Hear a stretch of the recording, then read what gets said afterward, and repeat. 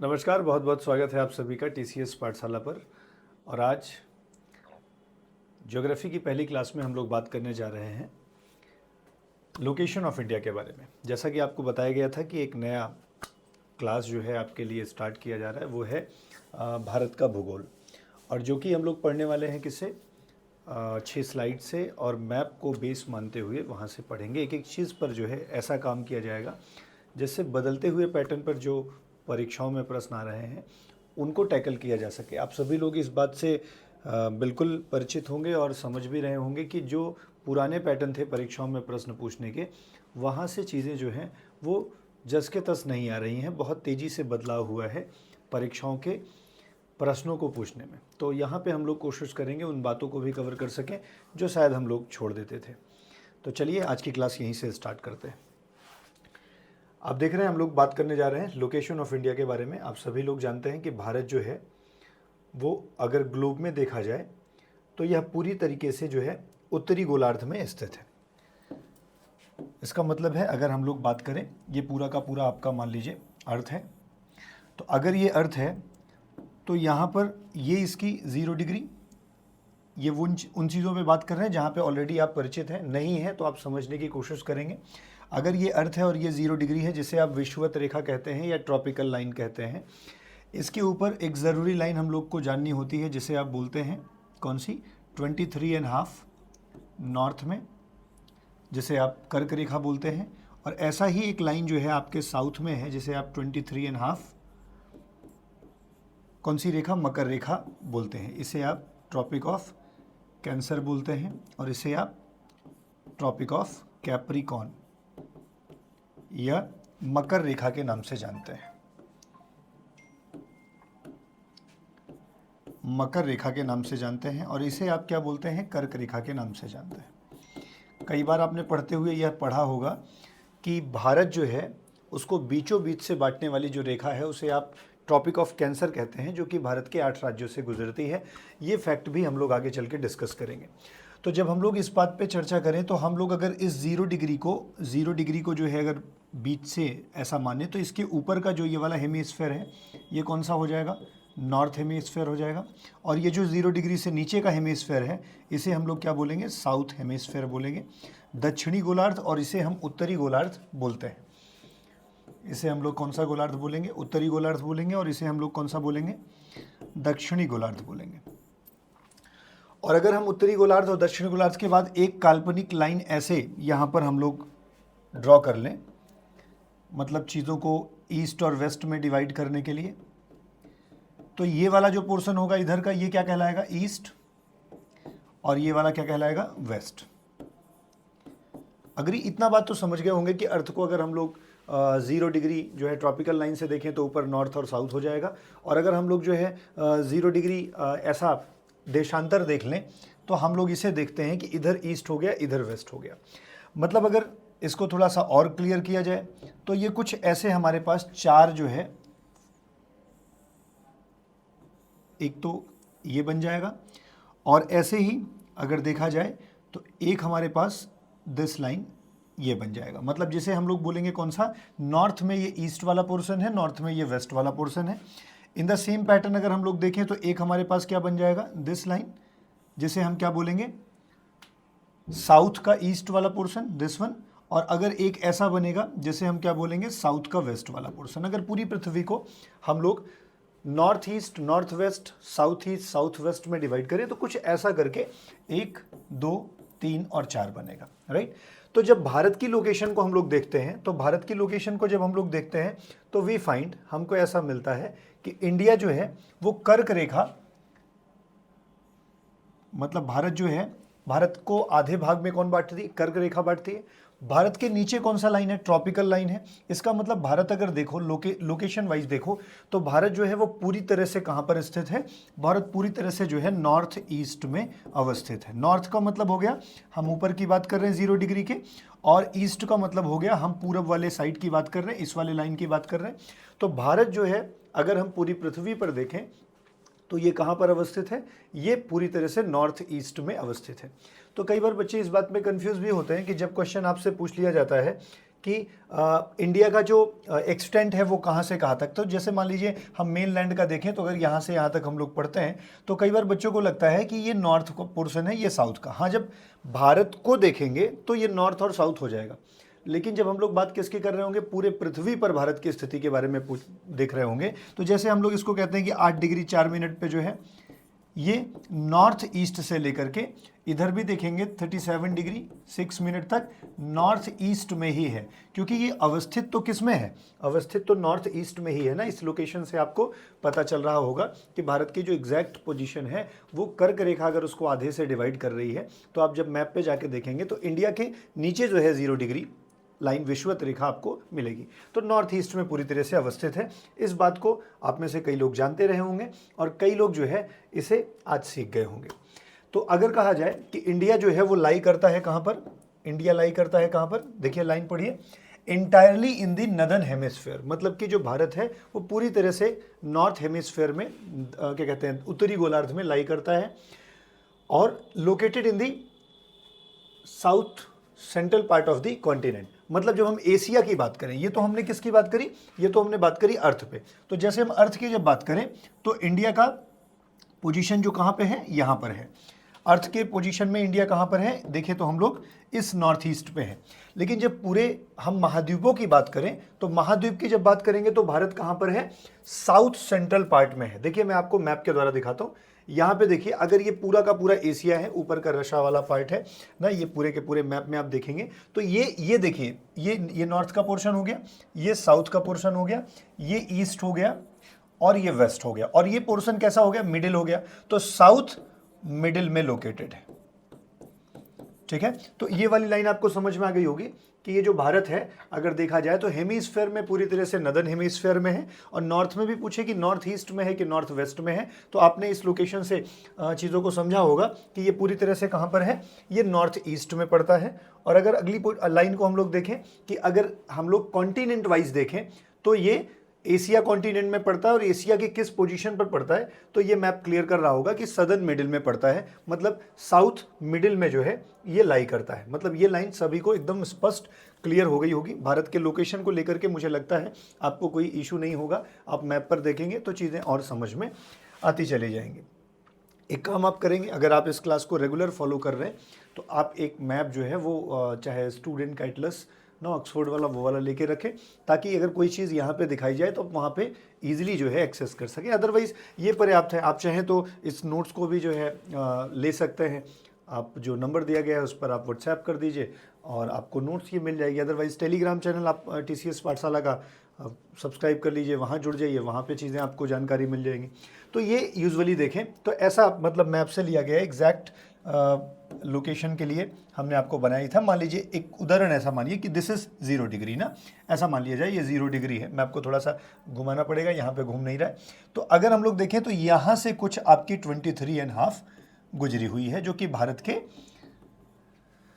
8 राज्यों से होकर के गुजरती है। तो ये 0 डिग्री है। 0 डिग्री के ऊपर देखें, अगर हम इस मैप को थोड़ा सा मतलब घुमाते तो थोड़ा बगल ये यहाँ पे लोकेट होता। ये पूरी तरह से जो है, अगर इस लाइन को देख लिया जाए कि हाफ है, तो ये पूरी तरह से नॉर्थ ईस्ट में लाई करेगा, राइट। थोड़ा सा मतलब ग्लोब उतना वो नहीं मिल पाया कि आपको एग्जैक्ट लोकेशन पे हम ले जा सकें, लेकिन ऐसा आपको समझ आ रहा होगा कि हम क्या बताने की कोशिश कर रहे हैं। हम यही बताने की कोशिश कर रहे हैं कि भारत जो है वो पूरी तरह से नॉर्थ ईस्ट में अवस्थित है, राइट। तो ये वाला भी लॉजिक क्लियर हो गया। अब अगर भारत के बारे में दूसरी जानकारी आपको देना चाहें तो आप जब भी इंडिया को देखते हैं तो इंडिया के एक साइड में जो है, अगर इंडिया को आप देख रहे हो तो इंडिया के एक साइड में आपको बे ऑफ बंगाल मिलती है, ठीक है, बंगाल की खाड़ी। और दूसरे साइड में आप देखते हैं तो यहाँ पर आपको अरब सागर या अरेबियन सी दिखता है। हालांकि अगर इसको देखा जाए तो यहीं पर आपको कई बार इंडियन ओशियन मिलेगा ना, ये इंडियन ओशियन का ही पार्ट है। लेकिन अगर लोकल नेम में रखा जाए तो जो भारत के पश्चिम में, मतलब जैसे ये भारत है तो अब डायरेक्शन देखेंगे तो ऊपर नॉर्थ, नीचे साउथ, इधर ईस्ट, इधर वेस्ट। तो इसका मतलब है अगर ये इंडिया है तो इंडिया के, अगर ये मान लीजिए आपका इंडिया है तो इधर ईस्ट हो गया, इधर वेस्ट हो गया। तो इंडिया के ईस्ट में जो है वो कौन सा है, बे ऑफ बंगाल मिलेगा, और इंडिया के वेस्ट में क्या मिलेगा, अरब सागर मिलेगा। देखिए भारत का जो तट है हिंद महासागर और उसकी दो भुजाएं बंगाल की खाड़ी और अरब सागर से घिरी हुई हैं। तो ये आपका इंडियन ओशियन हो गया, और ये आपका जो है बे ऑफ बंगाल हो गया, और ये आपका अरब सागर हो गया। इसका मतलब है कि भारत के आसपास जो वाटर बॉडीज़ हैं वो दिमाग में आपके रहनी चाहिए कि भारत के पश्चिम में जो है वो देखा जाए तो अरब सागर है, और भारत के पूरब में देखा जाए तो यह बंगाल की खाड़ी से घिरा हुआ है। और अगर हम नीचे देखें तो इधर इंडियन ओशियन जो है वो आता है।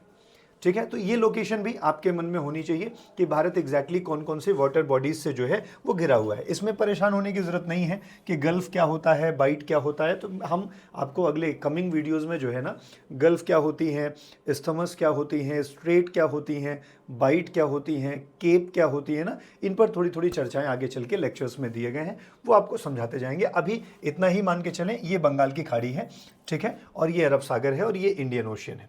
तो ये दूसरी लोकेशन भी क्लियर हो गई होगी कि कौन कौन सा वाटर बॉडी है जो उसे कवर करता है। थोड़ा और अगर चाहे तो डिटेल में आप देख सकते हैं यहाँ पर दिस एरिया, ठीक है। वैसे एक छोटी सी परिभाषा ऐसे ही समझ सकते हैं कि जिसे हम खाड़ी बोलते हैं, गल्फ बोलते हैं, वो क्या होता है, 3 साइड से जो है वो जमीन से घिरा होता है, एक साइड जो है उसका ओपन होता है। तो ये साइड आप देखिए, ठीक है, यहाँ पर जो पाक स्ट्रेट मिलेगी इंडियन ओशन से कनेक्टेड होगी, और इधर ये जो पश्चिम वाला एरिया है ना, ये पश्चिम वाला जो एरिया है ये अरब सागर है, ठीक है। इसी के नीचे ये वाला इंडियन ओशियन में है। इंडियन ओशियन का ही पार्ट अरब सागर है, ऐसा मान के चलिए, लेकिन उसको अलग से देखें तो ये दाहिने साइड ये, बाएं साइड ये, और इधर अरे वैसे ही जैसे अटलांटिक ओशियन अगर आप देखिए तो बीच में लोकल जगहों पर जैसे कैरेबियन सी है, ठीक है। ऐसे ही अगर आप क्या कहते हैं, जब आर्कटिक ओशियन देख रहे हो तो वहीं पर आप जाएंगे तो आपको छोटे छोटे सागर वहाँ पे मिलेंगे ना, लोकली उनके नेम अलग होते हैं। तो वैसे ही हमने यहाँ अरब सागर, यहाँ पर बे ऑफ बंगाल, और यहाँ पर जो है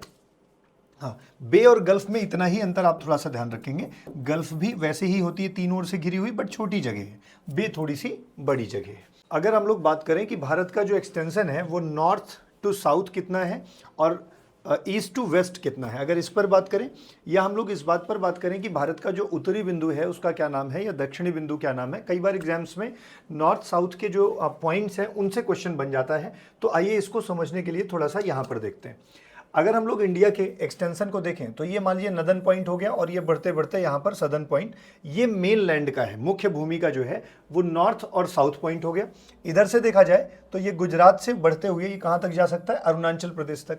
मतलब एग्जैक्ट अगर लोकेट किया जाए तो ये है, ये हम लोग लद्दाख की बात कर रहे हैं, ठीक है, सबसे ऊपर, और यहाँ पर हम लोग बात कर रहे हैं मुख्य भूमि में तमिलनाडु मतलब कन्याकुमारी की। तो यहाँ पर हम लोग किसकी बात कर रहे हैं, कन्याकुमारी, तमिलनाडु में। और अगर हम लोग दूसरी लाइन की बात करें तो हमारे पास यहाँ से जो है गुजरात से होते हुए और अरुणाचल प्रदेश तक एक्सटेंशन है, ठीक है। तो ये जो एक्सटेंशन है, इस आकार को अगर देखें तो भारत थोड़ा सा क्वाड टाइप का बन रहा है ना, 4 भुजाओं वाला बन रहा है। अगर इसको थोड़ा सा बना दे तो ऐसे कई बार पूछ लिया जाता है कि इंडिया का शेप कैसा है, तो क्वाड्रिलेटरल है या चतुर्भुज आकार का है, इस बात को थोड़ा सा ध्यान रखिएगा। तो ये जो पॉइंट्स है ना, यहाँ से जैसे कन्याकुमारी अगर आप देखेंगे तो 8 डिग्री 4 मिनट 8 डिग्री 4 मिनट से लेकर के ये 37.6 तक फैला हुआ है। लेकिन जब हम लोग किसकी बात करें, हम लोग जब बात करेंगे केवल और केवल किसकी, मेन लैंड की। लेकिन अगर हम लोग अपने ही जगह अगर अंडमान निकोबार की बात करें तो निकोबार में, ग्रेट निकोबार में एक जगह है जिसका नाम है इंदिरा पॉइंट।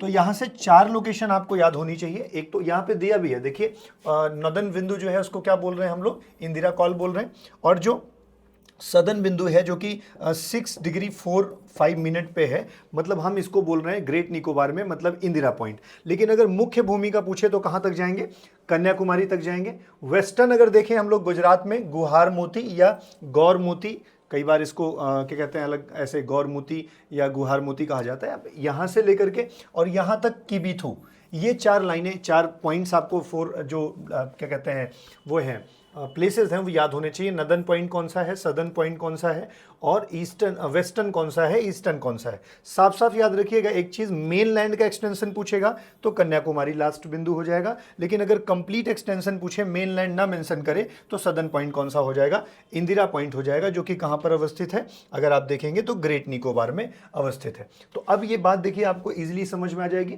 कि भारत की जो मुख्य भूमि है उत्तर में लद्दाख से लेकर दक्षिण में कहाँ तक है, कन्याकुमारी तक है, और पूर्व में अरुणाचल प्रदेश से लेकर के कहाँ तक है, पश्चिम में गुजरात तक फैली हुई है। ठीक है, ये बहुत सिंपल सा जो फैक्ट था वो आपको समझ में यहाँ पे आ गया होगा। एक और चीज़ जानिए, जैसे मान लीजिए कोई भी देश होता है तो इस देश का ये जो बेस लाइन है, मतलब कि उसका जो वाटर से कनेक्टेड जो एरिया है, यहाँ से अगर हम लोग 12 नॉटिकल माइल्स आगे जाते हैं, लगभग 12 समुद्री मील अगर आगे जाते हैं, जो कि किलोमीटर में लगभग कितना हो जाता है, 21.9 किलोमीटर हो जाता है। तो यहाँ से यहाँ तक इसका जो एक्सटेंशन होता है, ठीक है, समुद्री मील, ये प्रादेशिक सीमा कहलाती है या टेरिटोरियल लिमिट कहलाती है। मतलब यहाँ तक में उस देश का पूरा जो है वो अधिकार होता है, वहाँ पे सारे डिसीजंस वह देश ही ले सकता है। लेकिन अगर हम लोग थोड़ा सा और आगे चले जाएं, 200 माइल्स तक चले जाएं समुद्री मील, तो ये फिर एक्सक्लूसिव इकोनॉमिक जोन कहलाता है, जहां पर कुछ अगर संसाधन मिलते हैं तो उसको एक्सप्लोर करने का अधिकार तो है, लेकिन कंप्लीट राइट जो है वो नहीं होता है। हालांकि इस बात को भी ध्यान रखिएगा कि ये जो प्रादेशिक सीमा है, ऐसा नहीं है कि कोई विदेशी जहाज वहाज यहाँ से गुजर रही हो तो हम उसे नहीं जाने देंगे ना, एक न्यूट्रल स्टैंड रखते हैं, आने जाने के लिए कोई बहुत दिक्कत नहीं होती। लेकिन यहाँ पे अगर नेचुरल कोई रिसोर्स मिलते हैं तो वो उसी कंट्री का होता है जिस कंट्री का वो टेरिटोरियल वाटर होता है। कई बार ना एक से ज़्यादा कंट्री का टेरिटोरियल वाटर जो है वो आपस में क्या कर जाता है, मतलब जैसे मान लीजिए कोई देश इतना नज़दीक हो, जैसे अपने लिए एक देख लीजिए श्रीलंका ही, तो हमारा कहीं ना कहीं ये टेरिटोरियल वाटर आपस में जो है वो मिक्स कर जाएगा।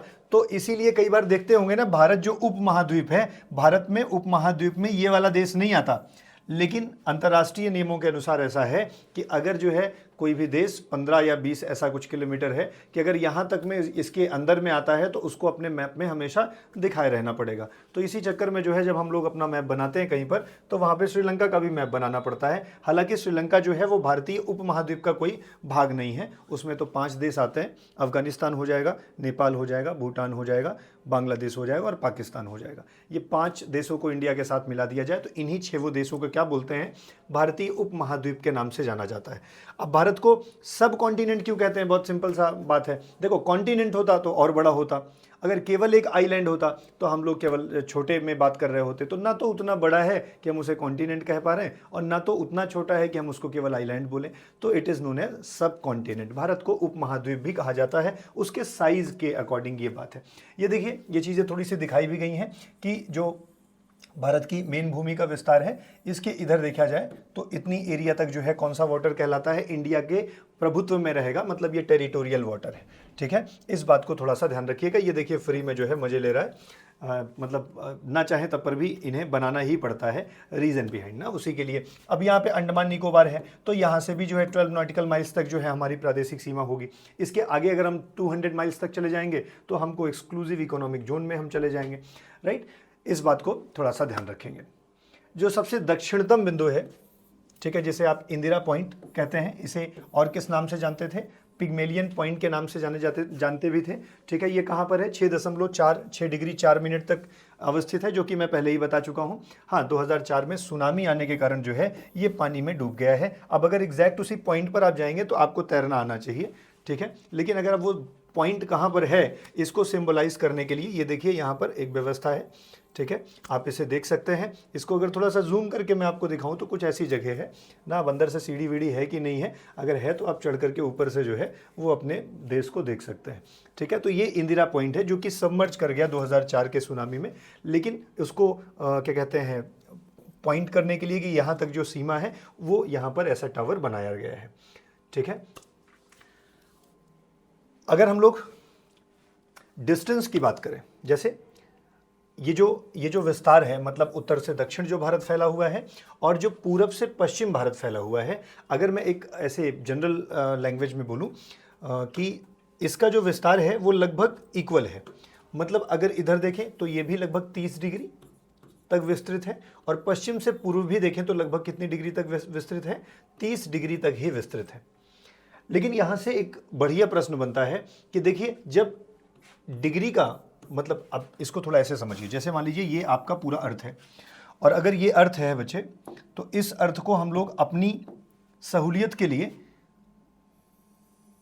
लैटिट्यूड्स में डिवाइड करते हैं और लॉन्जिट्यूड में डिवाइड करते हैं। मतलब मान लीजिए ये 0 डिग्री है तो इसके ऊपर भी हम लोग ऐसे बहुत सारी रेखाएं देखते हैं और जो कि आकर 90 पे ख़त्म होती है पोल्स पे। ठीक है, टोटल अगर देखा जाए तो 90 लाइंस जो हैं वो आपको यहाँ पे होती है। ऐसे ही सदर्न हेमिस्फीयर में क्या होगा, 0 से ऐसे बढ़ते बढ़ते बढ़ते हम लोग कहाँ तक आ जाएंगे, 90, और हम इसे बोलते हैं लैटिट्यूडनल लाइन या अक्षांशीय रेखा। तो एक रेखा ऐसे जैसे एकदम देखिए ऐसे बराबर बराबर पे आते हुए कुल 90 लाइंस होती हैं। जबकि एक और काल्पनिक रेखा हमारे पृथ्वी में, ऐसा सच में है नहीं कि नहीं आप गाड़ी वाड़ी बुक करके निकल जाइए कि चलिए आप अक्षांश देख के ही आएंगे या देशांतर देख के ही आएंगे ना, लैटिट्यूड लॉन्जिट्यूड ऐसा कुछ नहीं है। हमने अपनी कल्पनाओं में इसे बना रखा है ताकि हम एग्जैक्ट लोकेशन जान पाएँ, अगर किसी देश या किसी जगह का एग्जैक्ट लोकेशन जानना हो तो ना। गूगल मैप पे कभी सर्च करिए तो वहाँ देखिए दिया रहता है कि इतना मिनट ईस्ट, इतना मिनट वेस्ट जो है, तो उससे पता लग जाता है। और एक हमारे पृथ्वी पे काल्पनिक जो रेखाएं हैं वो कुछ ऐसी हैं जिन्हें हम लोग देशांतर रेखाएं कहते हैं ना। एग्जैक्ट तो नहीं बन पाएंगी, लेकिन अगर इनको थोड़ा सा हम लोग ध्यान दें तो ये सारी रेखाएं जाकर के पोल पर 0 हो जाती हैं। जबकि अगर हम लोग लैटिट्यूडनल लाइन को देखें तो ये एक प्रॉपर गैप पर होती हैं। तो प्रॉपर गैप पर होने के कारण इनका जो बीच का औसत किलोमीटर होता है वो लगभग 111 किलोमीटर होता है। 1 डिग्री से 2 डिग्री तक जाने में एवरेज जो दूरी होती है वो 111 किलोमीटर होती है। लेकिन अगर हम लोग बात करें किसके, लॉन्जिट्यूड की, मतलब कि देशांतर रेखाओं की अगर बात करें तो देशांतर रेखाएं जो हैं वो 0 डिग्री पर सबसे ज़्यादा, और जैसे जैसे ये ऊपर जाती जाएंगी क्योंकि पोल पर जाके इन्हें मिल जाना है, कुछ ऐसी स्थिति बनेगी।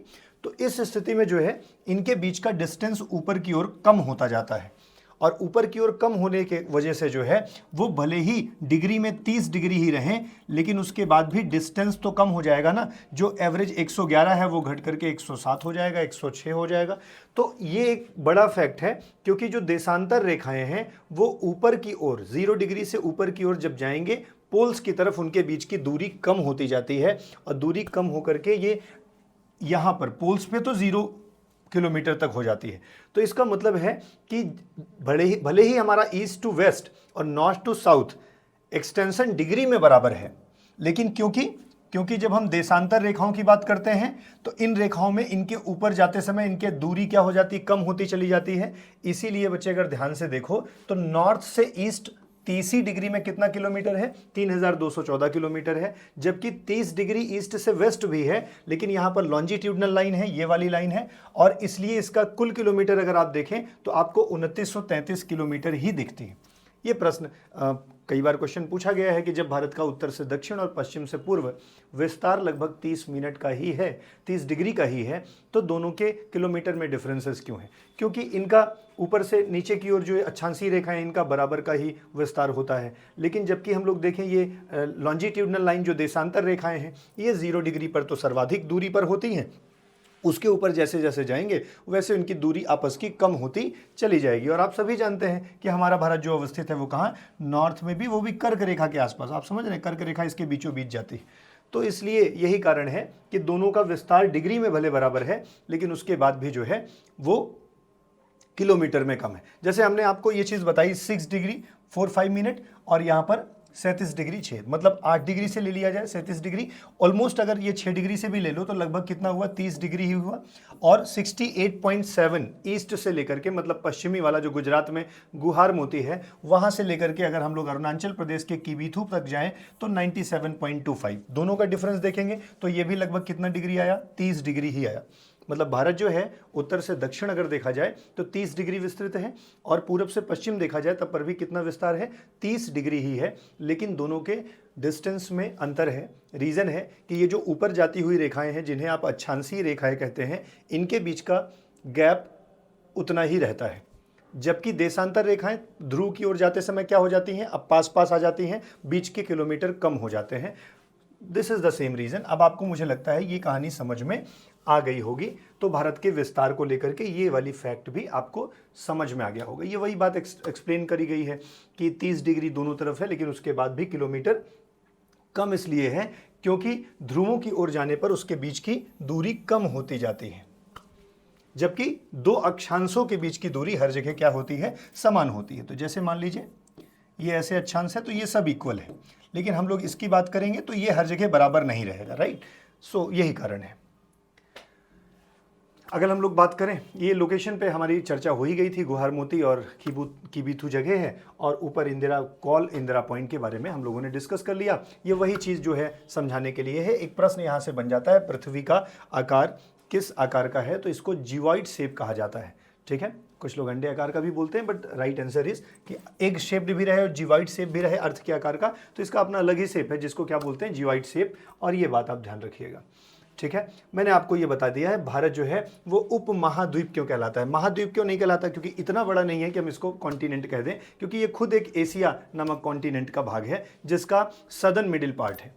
तो उप महाद्वीप नाम का शब्द क्यों लगा हुआ है ना, सब कॉन्टिनेंट क्यों कहते हैं? क्योंकि इसमें इसकी साइज इतनी बड़ी है कि इसमें 5 देश जो है वो शामिल हैं। 5 देश के नाम याद रखिएगा, कई बार आपसे पूछ लेता है कि भारतीय महाद्वीप में कौन सा देश शामिल नहीं है। तो ये हो गया भैया पाकिस्तान, ये हो गया अफगानिस्तान, इधर नेपाल हो जाएगा, और इधर भूटान हो जाएगा, इधर बांग्लादेश हो जाएगा। ये इसलिए मजे ले रहा है क्योंकि अंतर्राष्ट्रीय नियम के अनुसार जो है ऐसे सारे देश जिनकी सीमा जो है वो शायद 12 नॉटिकल माइल्स या 20 किलोमीटर कुछ ऐसा होता है कि अगर उसके अंदर में रहे तो उसे अपने मैप में दिखाना ही पड़ता है, ताकि पता चले कि आप बिना श्रीलंका के मैप इशू कर रहे हों और 200 साल बाद आप पुराना वाला मैप ओपन करके बता दें कि देखिए 200 साल पहले श्रीलंका नहीं था ना। इसलिए उसकी सिक्योरिटी के लिए 15-15 किलोमीटर का डिफरेंस है लगभग भारत से, मुख्य भूमि से, तो इसलिए वो दिखाना हमारी मजबूरी है। ठीक है, तो फ्री का मैप हमें बनाना पड़ता है। ये जो है 5 सब कॉन्टिनेंट वाले देश मैंने आपको बता दिए, और राज्य और राजधानियाँ आपको तो याद होनी चाहिए। धीरे धीरे क्लास में पढ़ते पढ़ते इन चीज़ों पर भी फोकस कर लेंगे।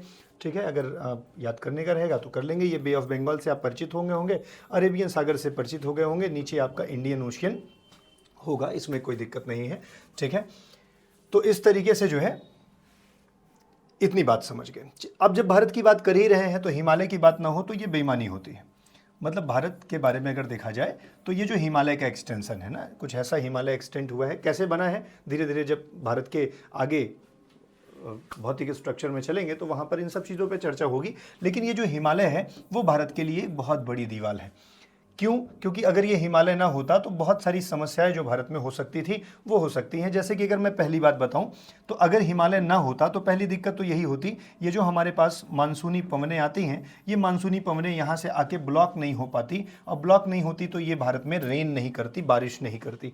इसका मतलब हिमालय जो है वो एक तरीके से बैकबोन है भारत में मानसून के लिए ना। हमारे भारत में ज़्यादातर वर्षा कैसे होती, ओरोग्राफिक होती है, मतलब पर्वतीय वर्षा होती है। पर्वतीय वर्षा मतलब एक बैरियर के रूप में पर्वत काम करेगा और वहां से जो है वो एक तरीके से बादलों को रोकेगा और बादल वहीं पर बरस करके आगे बढ़ जाएंगे। ठीक है, तो ये एक मजबूत दीवार के रूप में काम करती है हिमालय। कई बार आप यहाँ पे जाते हैं, बहुत डिवोशनल लोग जो कैलाश पर्वत मानसरोवर की यात्रा भी करते हैं ना, यहाँ पे एक बहुत क्या कहते हैं विशाल जो है वलित पर्वत है, ये फोल्ड माउंटेन है। वैसे विश्व में और भी फोल्ड माउंटेन है, लेकिन हिमालय चूंकि कई बार फोल्ड हुआ है ना, आगे चल के पढ़ते समय बताएंगे, इसीलिए विश्व का सबसे ऊंचा फोल्डेड माउंटेन है। बाकी तो रॉकीज और एंडीज भी जैसे बहुत सारे पर्वत हैं ना जो फोल्डेड माउंटेन है, लेकिन वो उतने ऊंचे नहीं बन पाए, कारण है फोल्डिंग एक ही बार हुई है। बाय द वे, अगर हम लोग आगे बात करें तो हिमालय जो है वो केवल एक भौतिक अवरोध नहीं है, मतलब हमें केवल और केवल बारिश के लिए ही मदद नहीं करता, बल्कि इससे जो है बहुत सारे चीज़ें जो हैं वो बनती। एक ज़रूरी बात हम आपको बताते हैं, अगर हिमालय ना होता, ऐसा माना जाता है, तो यहाँ की जो साइबेरियन हवाएं हैं ना, वो साइबेरियन हवाएं भारत में एंटर कर जाती, और इस तरीके से भारत का जो एरिया है वो बहुत ठंड की वजह से परेशान रहता। तो एक तरीके से बहुत बड़ा फिजिकल बैरियर है हिमालय जो है वो भारत की रक्षा करता है। बाकी हिमालय ऊंचा है तो यहाँ से बहुत सारी ड्रेनेज सिस्टम भी निकलती हैं, बहुत सारी नदियाँ निकलती हैं। हिमालय या उस रीजन का क्लाइमेट अलग है तो वहाँ के कल्चर अलग है। ठीक है, वहाँ पे संस्कृति और सभ्यता भी जो है वो थोड़ी बहुत अलग पाई जाती है, सांस्कृतिक विभाजन भी है। ठीक है, जल निकासी की व्यवस्था बढ़िया है, वहाँ ऊंचाई से जो है नदियाँ निकलती हैं आपके भारत की। ये सबसे इंपॉर्टेंट रिवर में गंगा रिवर आप जानते ही हैं। ठीक है, तो ब्रह्मपुत्र रिवर आप देख रहे हो, तो ऐसे बहुत सारी नदियां हैं जो ऊंचाई से निकल करके आती हैं। तो ये ऊंचा भाग है हिमालय, इसलिए बहुत ज़रूरी है, भारत को एक तरीके से बहुत महत्वपूर्ण पहचान देने में इसका बहुत योगदान है। ये कुछ कल्चर्स के पिक्स हैं, ये कुछ नदियों के पिक्स हैं। वैसे इस क्षेत्र को क्या कहते हैं आप कमेंट में बताएंगे क्या? वो नदियों द्वारा कुछ क्षेत्र बनाए जाते हैं जैसे भाबर, खादर, बांगर, ठीक है, तराई, तो आप चाहें तो बता सकते हैं। ये कुछ कल्चर्स हैं डिफरेंट ना। कश्मीर में जाएंगे तो आपको वहाँ बहुत अच्छा लगेगा, वहाँ पे रह भी सकते हैं। ये खूबसूरती के लिए लोग जाते भी हैं घूमने के लिए, बढ़िया फ़ोटो वोटो खिंचा के ले आते हैं। तो इंडिया के बारे में एक प्रश्न और बनता है लोकेशन के बाद कि भारत जो है वो किस जोन में लाई करता है। क्या भारत जो है वो ट्रॉपिकल क्षेत्र में है या टेम्परेट क्षेत्र में है? तो थोड़ी सी चीज़ अगर हम आपको समझाते हैं तो शायद बेहतर हो जाएगा। अगर ये मान लिया जाए कि पूरा का पूरा अर्थ है, और जैसे अभी तक डिवाइड करते आए वैसे अभी भी डिवाइड कर लें, ये 0 डिग्री है और 0 डिग्री के ऊपर एक इंपॉर्टेंट रेखा है जिसे हम क्या बोलते हैं 23.5, मतलब कि नॉर्थ में कर्क रेखा, और दक्षिण में अगर चले जाएं तो हम इसी को क्या बोलते हैं 23.5, मतलब हम मकर रेखा बोलते हैं। तो अगर हम लोग जोन के बारे में देखें तो क्योंकि हमारा जो पृथ्वी है, पृथ्वी आइडियल स्टेट में तो है नहीं जैसे हमने बनाया है, ये तो 23.5 डिग्री झुकी हुई है ना, 23.5 क्या हुई है, झुकी हुई है। इसीलिए तो सूर्य की रोशनी कभी डायरेक्ट यहाँ, कभी यहाँ और कभी यहाँ आ जाती है। तो इसीलिए अगर हमारा पृथ्वी ना 30 डिग्री झुकी होती तो फिर हम कर्क और मकर रेखा ऐसे नहीं पढ़ रहे होते, फिर हम 30 डिग्री पे पढ़ रहे होते। वो तो 23.5 झुकी हुई है पृथ्वी, इसीलिए जितनी झुकी हुई है उतनी ही रोटेशन में झुकी रहती है। तो इसीलिए सूर्य की रोशनी 23.5 ऊपर नीचे होती रहती है, राइट। जैसे अभी अभी ठंड आ रही है उत्तरी भारत में, इसका मतलब है सूर्य जो है वो दक्षिण की ओर जाने लगा है, ठीक है। तो थोड़ा सा डिस्टेंस की वजह से यहाँ पे ठंड आने लगेगी, और भी कुछ कारण है, साइबेरियन की एक आध हवा भी इधर चली आएगी तो और ज़्यादा ठंडक हो जाएगी उत्तर में। तो ये तीन जो लाइनें हैं ना, यहाँ पे सूर्य की रोशनी आती है। हम अगर इसको बोलें तो ये ट्रॉपिकल क्षेत्र हो जाता है या उष्ण कटिबंधीय क्षेत्र हो जाता है, ट्रॉपिकल हो जाता है। ट्रॉपिकल के ऊपर वाले क्षेत्र को हम टेम्परेट कहते हैं, ठीक है, और उसके ऊपर वाले को हम फ्रिजिड जोन कहते हैं। तो ट्रॉपिकल जो है इसी का एक शायद नाम है टॉरिड जोन। टॉरिड या तो ट्रॉपिकल एक ही होता है, उष्ण कटिबंधीय क्षेत्र। उसके ऊपर चले जाते हैं तो शीतोष्ण पड़ जाता है, उसके ऊपर जो है टॉरिड, मतलब इंग्लिश में याद करें तो ट्रॉपिकल और फिर क्या कहते हैं टेम्परेट और फ्रिजिड जोन जो है ये नॉर्थ में भी ऐसे ही जाएगा, साउथ में भी ऐसे ही जाएगा। तो ये मतलब तापमान कम होने की दृष्टि से बना हुआ है। तो प्रश्न ये बनता है कि जैसे ये कर्क रेखा है, ये कर्क रेखा है, तो कर्क रेखा कितने पर है 23.5 पर है। एक मिनट, मुझे थोड़ा सा मिट जाओ भाई। अगर ये कर्क रेखा है जो भारत को बीचों बीच डिवाइड कर रही है, तो कर्क रेखा के बारे में आप देख रहे हैं कि इसके नीचे आओगे तो यहाँ पर कहीं 0 डिग्री होगी इधर, और 0 डिग्री से ये वाला रीजन किस में आएगा, ट्रॉपिकल में आएगा। इतना ही नॉर्थ में इतना ही आएगा, मकर रेखा तक साउथ में भी उतना ही आएगा, ट्रॉपिक क्षेत्र कहलाएगा, ट्रॉपिकल। तो ये ट्रॉपिकल एरिया है, और इसके ऊपर चले जाओगे तो कैसा हो जाएगा, टेम्परेट हो जाएगा। इसका मतलब भारत क्या केवल ट्रॉपिकल में है क्या? तो आप बोलोगे नहीं सर, भारत ट्रॉपिकल में भी है और टेम्परेट में भी है। तो ये वाला क्षेत्र जो है कर्क रेखा से नीचे का, जो कर्क रेखा से साउथ वाला क्षेत्र है वो कैसा है, ट्रॉपिकल है, और कर्क रेखा से जो नॉर्थ वाला क्षेत्र है वो टेम्परेट है। इसका मतलब भारत का जो एक्सटेंशन है वो किधर है, भारत का एक्सटेंशन जो है वो किधर है, वो दो भागों में पड़ता है। ये उष्ण कटिबंधीय भी है और साथ में शीतोष्ण कटिबंधीय भी है। इसी को आप बोलते हैं ट्रॉपिकल जोन में भी पड़ता है, और इसे ही बोलेंगे आप टेम्परेट जोन में भी पड़ता है, ठीक है। तो भारत जो है वो विस्तृत है 2 जोनों में, इस बात को थोड़ा सा ध्यान रखेंगे। अब ये कर्क रेखा जो है एक महत्वपूर्ण लाइन है भारत के लिए। कर्क रेखा एक महत्वपूर्ण लाइन इसलिए है क्योंकि यह 8 राज्यों से गुजरती है, और ये निर्धारित करती है कि इसके नीचे का क्षेत्र ट्रॉपिकल होगा और उसके ऊपर का क्षेत्र जो है वो कैसा होगा, टेम्परेट होगा। तो अगर हम लोग इस क्या कहते हैं प्रमुख रेखा के बारे में बात करें, ट्रॉपिक ऑफ कैंसर के बारे में, तो ये 8 राज्यों से होकर के गुजरती है। कई बार 7 राज्यों में कन्फ्यूजन हो जाता है, गुजरात, राजस्थान, मध्य प्रदेश, छत्तीसगढ़, झारखंड, वेस्ट बंगाल, त्रिपुरा और मिजोरम। आप जो है अगर आप मैप लिए हुए हैं तो मैप में जो है भारत का मैप ओपन कर लीजिए, और पॉलिटिकल वाले मैप में जिसमें नाम लिखा हुआ है राज्यों का, उसी में अगर आप देखें तो एक एक राज्य से होते हुए आगे बढ़ेंगे तो ये सारे राज्य आपको मिलेंगे। कुछ लोग इसके लिए ट्रिक भी ऐसा यूज़ करते हैं, जैसे एक ट्रिक मैंने पढ़ा था, मित्र पर गमछा, गमछा झा नहीं, इट्स गमछा झार, ऐसा मतलब ट्रिक है। जैसे भी आपको याद हो सके आप कोई और ट्रिक भी बना सकते हैं। जैसे मित्र का मतलब हो गया मिजोरम और त्रिपुरा हो गया, ठीक है ना, और पर का मतलब अगर हम लोग देख लें तो पश्चिम बंगाल, प फॉर पश्चिम बंगाल हो जाएगा, ठीक है, और गमछा का मतलब हो जाएगा जी for Gujarat, M for Madhya Pradesh, और छ मतलब छत्तीसगढ़, और झार मतलब झारखंड, और राजस्थान ना, ऐसे भी कुछ लोग याद करते हैं, जैसे भी हो, बट 8 स्टेट के नाम याद रखिएगा। क्वेश्चन ऐसे बन जाता है कि कौन सा ऐसा स्टेट है जिससे कर्क रेखा नहीं गुजरती है। ठीक है, विशेष तौर पे आपको जो है उधर नागालैंड या क्या कहते हैं मणिपुर ऐसा करके ऑप्शन दे देता है, राइट। तो मुझे लगता है आपको ये वाली बात भी क्लियर हो गई होगी। और भारत का जो वो एरिया है वो दो उसमें जाता है, मतलब ट्रॉपिकल भी है और साथ में क्या है, टेम्परेट भी है। ठीक है, कर्क रेखा के उत्तर में जो है क्या है, टेम्परेट है। और उष्णकटिबंधीय भाग कहाँ होता है? हाँ, एक चीज़ ध्यान रखिएगा कि भारत का जो ये रीजन है ये वाला बड़ा है, दक्षिण वाला, ये वाला रीजन थोड़ा सा छोटा है। ये देखिए, यह देश को 2 अक्षांशीय हिस्सों में विभाजित करता है, जिसमें समशीतोष्ण भाग मतलब कर्क रेखा के ऊपर में टेम्परेट जोन जो है, ठीक है, और उष्णकटिबंधीय भाग जो है लगभग 2 गुना बड़ा है, उससे 2 गुना बड़ा है। हालांकि भारत को हमेशा 2 अलग अलग कारणों से उष्णकटिबंधीय देश माना जाता रहा है, भौतिक और सांस्कृतिक। ये अलग से फैक्ट है, मन करे तो पढ़ लीजिए। इतना बात याद रखिए कि भारत जो है वो 2 भागों में है, 2 जोन में है, एक कौन से, ट्रॉपिकल और दूसरा टेम्परेट। ये ट्रॉपिकल और ये सब ट्रॉपिकल, ठीक है, मतलब थोड़ा सा टेम्परेट। ऐसे क्या होता है, जैसे मानिए यहाँ पे गर्मी ज़्यादा है तो यहाँ से थोड़ी सी कम गर्मी होगी सब ट्रॉपिकल में, फिर आगे चल के हो जाएगा टेम्परेट। ठीक है, उसके ऊपर टेम्परेचर के आधार पर ये चीज़ें बनती जाएंगी। ठीक है,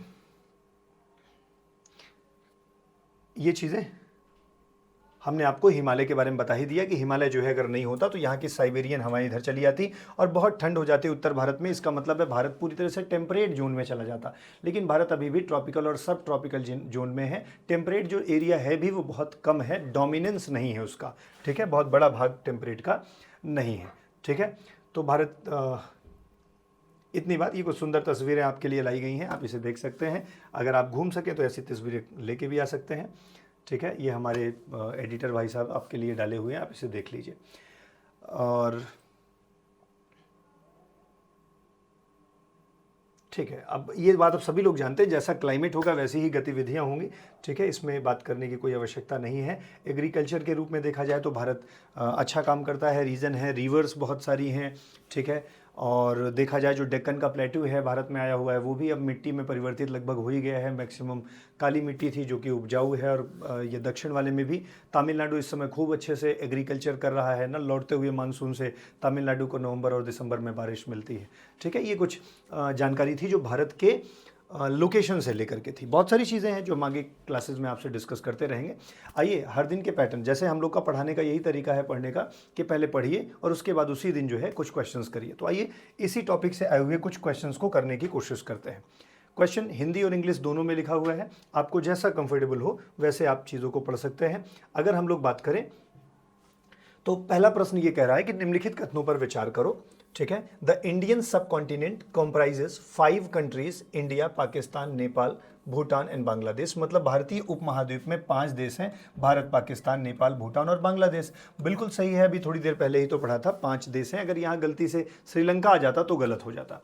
दूसरा लाइन कहा गया है कि जो हिमालय है भारतीय उपमहाद्वीप और मध्य और पूर्वी एशियाई देशों के बीच भौतिक, जलवायु, जल निकासी और सांस्कृतिक विभाजन का काम करता है। मतलब जो हिमालय है ना वो एक्ट करता है physical, climatic, drainage and cultural divide. देखो थोड़ा समझने की कोशिश करो, ये भारत है और इसके ऊपर हिमालय कुछ ऐसा फैला हुआ है। तो एक तरीके से ना ये डिवाइड कर रहा है, कैसा, कल्चर भी डिवीजन पे काम कर रहा है, क्लाइमेट को भी डिवाइड करता है। भाई यहाँ बहुत ठंडक है और यहाँ पे तो ठंडक नहीं है। ठीक है, उसकी तुलना में बहुत कम है। ड्रेनेज सिस्टम को भी डिवाइड करता है, भाई यहाँ पे ऊंचे पहाड़ हैं तो इधर का पानी इधर, इधर का पानी इधर चला जाता है। तो बिल्कुल सही है कि इस तरीके से ये डिवीजन का भी काम करता है। तो 1 और 2 दोनों सही होने चाहिए, मतलब ऑप्शन 4 दिए गए हैं, लेकिन अपना उत्तर कौन सा है, बोथ 1 and 2 आर करेक्ट ना, दोनों के दोनों सही हैं। अगर आपको किसी में कोई डाउट बनता है तो आप कमेंट करिए, आपके जवाब आपको मिल जाएंगे। ठीक है, अगला प्रश्न जो है वो क्या है, कर्क रेखा भारत के 7 राज्यों से गुजरती है। नहीं भैया, 7 नहीं, 8 राज्यों से गुजरती है। इसका मतलब है पहला ऑप्शन गलत है। अच्छा देख लीजिएगा क्या पूछ रहा है, सही है ये पूछ रहा है, पहला गलत है। दूसरा ऑप्शन, भारत का उष्णकटिबंधीय भाग कर्क रेखा के ऊपर है। देखो उष्णकटिबंधीय मतलब ट्रॉपिकल पार्ट, और ये देखो ये आपका प्यारा भारत है। ठीक है, और ये मान लीजिए कर्क रेखा है। तो कर्क रेखा के ऊपर तो सब ट्रॉपिकल है ना, और ये क्या कह रहे हैं, north of tropic of cancer, tropic of cancer के नॉर्थ में ट्रॉपिकल है। नहीं भाई, उल्टा बोल रहे हो आप तो, कर्क रेखा के उत्तर में सब ट्रॉपिकल है, उष्णकटिबंधीय भाग तो दक्षिण में। मतलब कि ये वाला भी ऑप्शन गलत, ये वाला भी ऑप्शन गलत। इसका मतलब भैया ना तो 1 ना तो 2, इसका विकल्प कौन सा हो जाएगा, ना तो 1 और ना तो 2 ना। इजली पढ़ने के बाद देखिए चीज़ें ऐसे ही आसान लगती है। मुझे लगता है आपको भी समझ में आ रही होंगी। एक बार में ना समझ में आए तो दोबारा वीडियो को देख लीजिएगा, हमेशा उपलब्ध रहेगा आपके लिए। ठीक है, अगला देखिए, हिमालय ठंडी शीतोष्ण वायु राशियों को भारत में प्रवेश करने से नहीं रोकता है। देखिए, Himalayas block the cold temperate air masses from entering India. ठीक है, हाँ, तो जैसे ये हिमालय है, तो हिमालय क्या करता है, कोल्ड एयर को यहाँ पर आने पे, वो जो साइबेरियन हवाएं हैं जो बहुत ठंड होती है ना, वो भारत में क्यों नहीं आ पाती, क्योंकि हिमालय एक बैरियर के रूप में काम करता है, और ये जो हवा है ये कुछ ऐसी निकल जाती है, राइट। तो साइबेरियन हवाएं नहीं आ पाती, बिल्कुल पहला सही है। भारत का लोकेशन में हिमालय को होना बहुत ज़रूरी है। हिमालय की उपस्थिति भारत को मुख्यतः समशीतोष्ण बनाती है। मतलब जो हिमालय है प्रेजेंट, उसका जो उपस्थिति है वो प्रीडोमिनेंटली टेम्परेट। अभी देखो, थोड़ी देर पहले एक बात मैंने बताई थी कि ये अगर भारत है तो ये वाला ट्रॉपिकल है और ये वाला सब ट्रॉपिकल है, मतलब टेम्परेट नहीं है। क्या पूरी तरह से टेम्परेट है क्या? डोमिनेंट का मतलब है ज्यादातर एरिया जो है वो भारत का कैसा होता, टेम्परेट होता। तो ऐसा तो है नहीं कि ज्यादातर, डोमिनेंस थोड़ी है, प्रीडोमिनेंटली टेम्परेट थोड़ी बनाता है। ठीक है, तो दूसरा वाला गलत है और पहला वाला सही है। पूछ क्या रहा है, कौन सा सही है? ठीक है, तो उत्तर कौन सा हो जाएगा, पहला सही दूसरा गलत, मतलब 1 ओनली।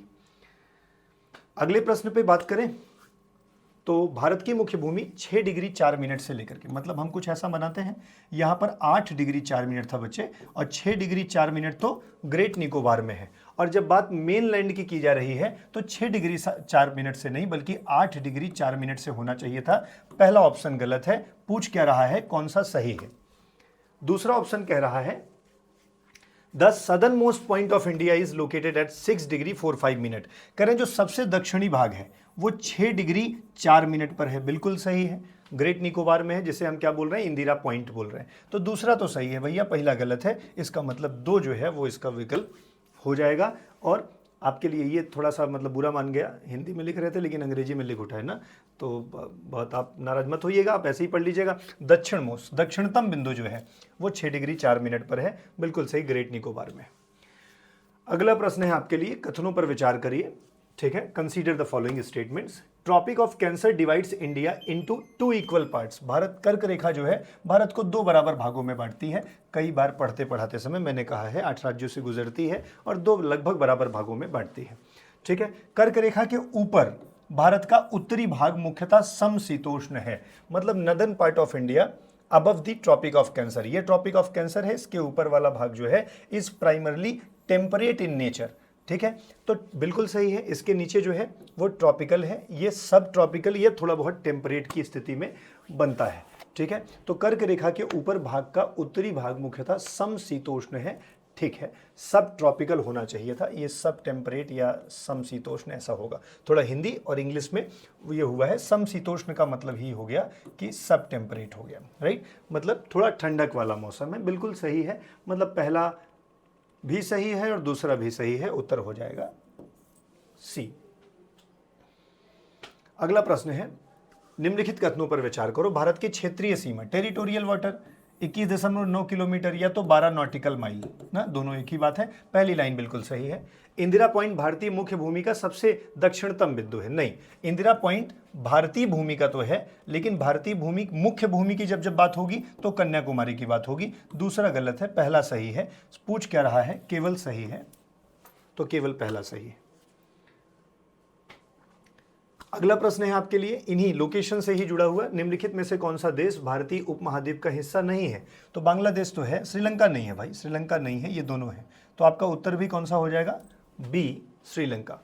ठीक है, बहुत इजी, अंग्रेजी वाले इधर देख लीजिए, नहीं जो इंग्लिश मीडियम ही पढ़ रहे हो। कर्क रेखा कितने भारतीय राज्यों से गुजरती है? भाई नहीं बताएंगे, कुछ भी कर लो, इसका उत्तर नहीं बताएंगे। आप खुद से कमेंट बॉक्स में बता दीजिए कितने राज्यों में से गुजरती है ना। चलो अगले प्रश्न, पृथ्वी पर दो आसन्न अक्षांशों के बीच लगभग दूरी कितनी है ना, मतलब हम लोग बात कर रहे हैं टू एडजेसेंट लैटिट्यूड्स। लैटिट्यूड्स का मतलब है हम लोग बात कर रहे हैं अर्थ पे लगभग जो है अगर दो रेखाएं हैं उनके बीच की दूरी अप्रॉक्सीमेट कितनी होती है, 111 किलोमीटर होती है। देशांतर रेखाओं को ध्रुव के ओर जाती समय इनके जो दूरियां होती हैं थोड़ी कम होने लगती हैं। निम्नलिखित में से कौन सा भारत की जलवायु का सबसे अच्छा वर्णन करता है? तो भारत ज़्यादातर क्या है, प्रीडोमिनेंटली टेम्परेट नहीं, अभी थोड़ी देर पहले गलत किया था, प्रीडोमिनेंटली ट्रॉपिकल, भूमध्य रेखीय, भूमध्य रेखीय भी नहीं है क्योंकि 0 डिग्री तो भारत के नीचे है, ठीक है। भूमध्य सागरीय भी काट दो, ये भी काट दो। अगर तीन ऑप्शन को एलिमिनेट कर पाए हो तो जो सबसे अच्छा विकल्प है वो मिलेगा ज़्यादातर उष्णकटिबंधीय है, मुख्यतः उष्णकटिबंधीय या प्रीडोमिनेंटली ट्रॉपिकल, ठीक है। वैसे भी आपने पढ़ा था कर्क रेखा के नीचे ये वाला भाग 2 गुना है इसके, ठीक है। भारतीय मुख्य भूमि की उत्तरी सीमा लगभग किस अक्षांश पर स्थित? उत्तरी सीमा मतलब नॉर्थ, यहाँ की बात हो रही है, लद्दाख में होगा और 37.6 नॉर्थ होगा, ठीक है। 6.4 ये तो निकोबार में है, 8.4 मतलब कन्याकुमारी, ठीक है।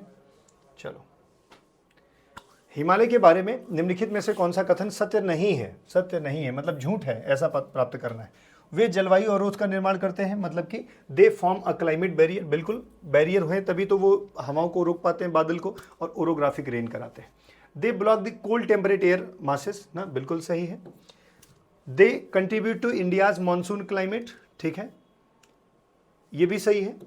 वे सदर्न ऑफ इंडियन मेनलैंड, अरे भैया सदर्न में होते तो यहाँ हिमालय होता, ये तो नदन पोर्शन में है ना, तो यही वाले भाई साहब पकड़े गए हैं, यही जो है डी इसका गलत उत्तर है। अगला प्रश्न है, निम्नलिखित में से कौन सा भारत का सबसे दक्षिणतम बिंदु है ना, क्या ही बताएं आपको, जो डूब गया है, पिग्मेलियन पॉइंट या इंदिरा पॉइंट, वही टावर जहां पे आपको चढ़ के देखना था। तो ये रहे कुछ प्रश्न जो आज के लेक्चर से थे। आशा करते हैं कि चीज़ें समझ में आई होंगी, नोट्स भी बना सकते हैं आप, आपके लिए फ़ायदेमंद होगा। ये पहली क्लास थी, कैसी लगी क्लास ज़रूर कमेंट करके बोलिएगा, ठीक है। और ये हमारे 3 हैंडल्स हैं, आप यूट्यूब पे TCS पाठशाला जहाँ पे आप अभी देख रहे हैं ना, सर्च कर सकते हैं, लोगों को शेयर कर सकते हैं, और इंस्टाग्राम और टेलीग्राम पर भी आप TCS पाठशाला के नाम से सर्च करके जुड़ सकते हैं। ये आपका नंबर है जिस पे आपको अगर PDF चाहिए या कोई भी जानकारी चाहिए तो आप यहाँ पे बात कर सकते हैं, ठीक है। बहुत बहुत धन्यवाद आज के इस लेक्चर के लिए।